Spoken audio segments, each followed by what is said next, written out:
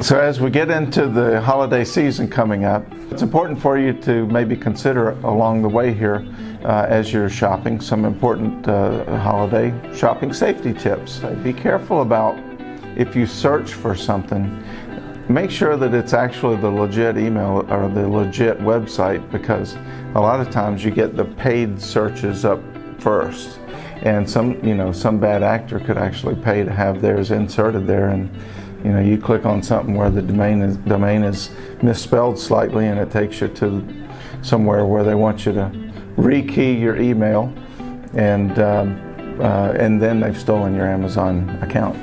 And so just be careful of those types of things. And I guess be careful too with mobile devices. It's a little tougher to tell if it's a website that's a bad website or not, because like on a computer you can mouse over the link and you can tell where it's taking you.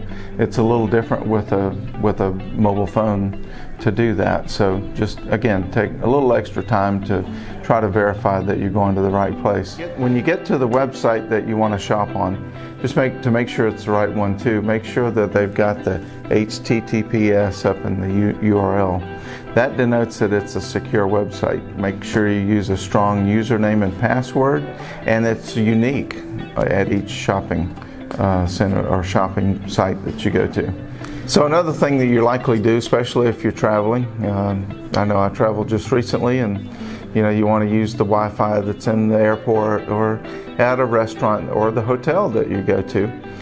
Just be careful about Wi-Fi risks. It's generally a good idea to avoid any kind of sensitive transactions over the public internet or over the public Wi-Fi that you may be using at various different locations. You can use what's called a VPN on your device, and it takes you back to where a known secure route to the internet.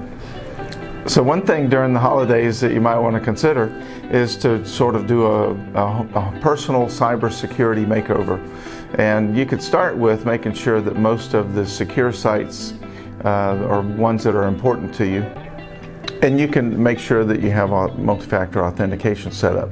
And all that is just usually it's something that says, okay, you have a username and a password, but you also have to have something that you know personally about yourself that no one else would know necessarily, at least not a criminal actor.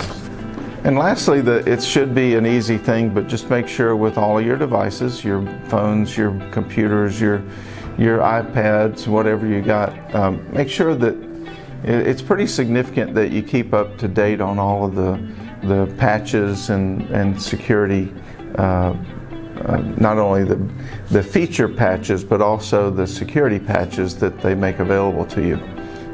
The problem with these holes, these security holes, if you don't patch yours, is that the criminals know what these holes are, and so they can shoot out. They can do, in essence, a scan and determine who doesn't have that patch installed, and they know how to get into those already. So it's easy for them if you haven't done the necessary patching and updates that you should do on your devices.